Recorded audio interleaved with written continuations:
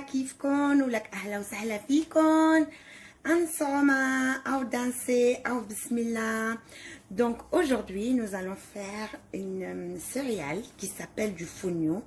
اليوم بدنا نعمل fonio بعملنا فويوت بي. Le fonio c'est une céréale, c'est comme du couscous.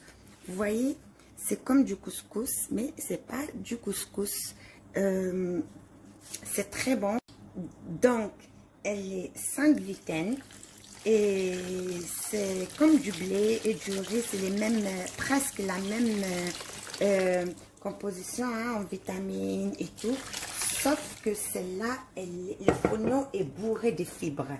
Donc, et pour les gens qui ont des problèmes comme le diabète ou bien problème de régime pour le régime, c'est très bon vu que le fonio ne contient pas beaucoup de calories et pour les gens qui font un régime, ce qui fait que c'est un très bon accompagnateur. Comme vous voyez mes anges, laver le fonio c'est pas une mince affaire. Donc on met un grand bol et un petit bol en bas, en haut plutôt. Donc et on fait ça doucement pour faire partir le fonio qui est en haut.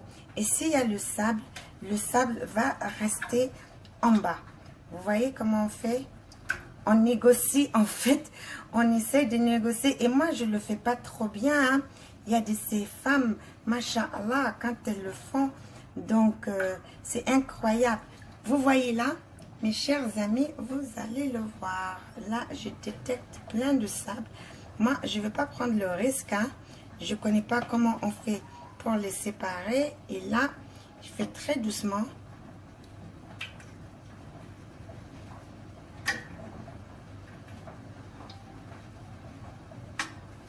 Là, j'arrête. Je ne sais pas si vous le voyez. Vous voyez là? Ça, c'est le sable qui était dans mon fonio.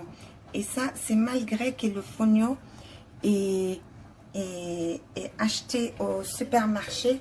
Il faut toujours faire attention. Donc, on refait l'opération jusqu'à ce que je suis sûre et certaine qu'il n'y a plus de sable. C'est vrai que ce fonio est trop bien. Il n'y a pas beaucoup de sable, mais je vite. Vous voyez combien j'ai sorti de sable? Même si c'est une petite quantité, c'est déjà beaucoup.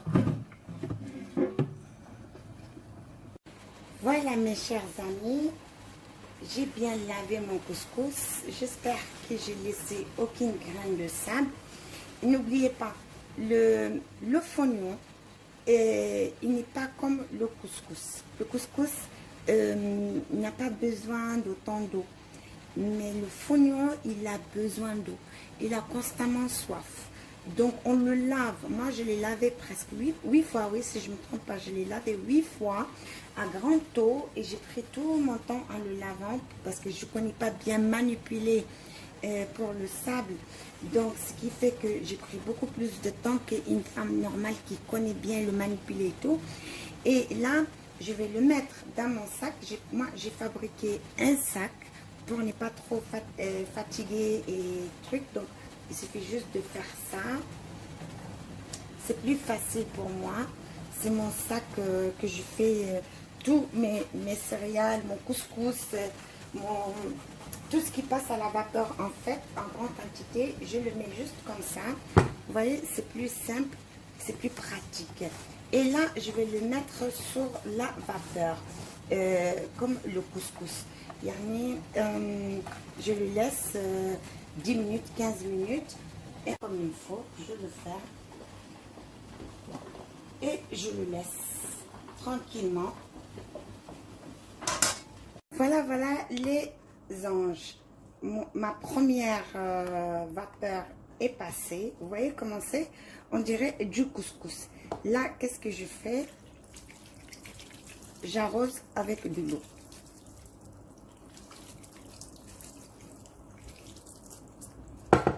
N'oubliez pas, le fonio adore l'eau. Donc, je l'arrose bien avec l'eau et je le laisse refroidir totalement. Il faut qu'il refroidisse complètement.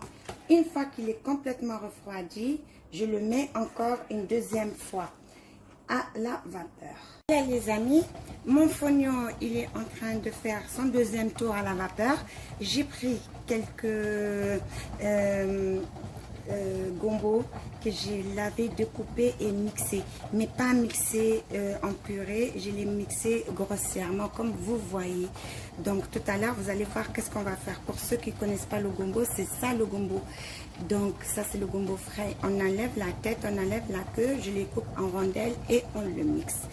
Là mes amis, ça c'est la deuxième. J'en mets plus d'eau parce que la première j'en ai mis beaucoup d'eau, il s'est bien passé. La seconde j'ai mis moins d'eau que la première fois, mais la troisième j'en mets pas, juste parce que il est encore bien, il a bien bu et ça suffit. Vous voyez comment ça fait pour savoir que notre couscous est cuit. Il suffit, notre fognon est cuit. Si on fait ça et que ça reste comme elle est, mais il reste quand même sableux. Mais si j'ajoute maintenant l'eau et au toucher, quand vous touchez, vous sentez qu'il est encore mouillé. Vous sentez qu'il est encore mouillé. Là, ça veut dire qu'on le laisse juste refroidir. Voilà les amis, une fois que mon fognon bien refroidi, là, je vais le saler et je vais ajouter mon gombo. Donc, sur ce les amis, j'espère que ma recette de fognon vous a plu. Et pour ceux qui sont à l'étranger et qui sont curieux de goûter à cette céréale, c'est facile de le trouver dans les magasins africains qui font les légumes et fruits et tout ce qui vient d'Afrique. Donc il suffit de rentrer dans un magasin africain et demander du fognon. Et ils vont vous les donner et vous allez les cuisiner pour voir. C'est magnifique, c'est que du bonheur et ça va vous faire découvrir un peu l'Afrique. Donc je laisse ça, comme une poule, comme il est, et je vais le mettre dans mon torchon et sur la vapeur pour la dernière fois. Et à la fin, je n'ajoute rien. C'est juste le laisser tel qu'il est, servir. On peut le manger avec n'importe quelle sauce que vous voulez. Mais ici au Mali, on le préfère avec de la pâte d'arachide. La sauce de pâte d'arachide. Moi aujourd'hui je l'ai fait avec une sauce normale au poulet, donc c'est juste une sauce normale et vous avez le choix avec n'importe quelle sauce, vous pouvez le faire.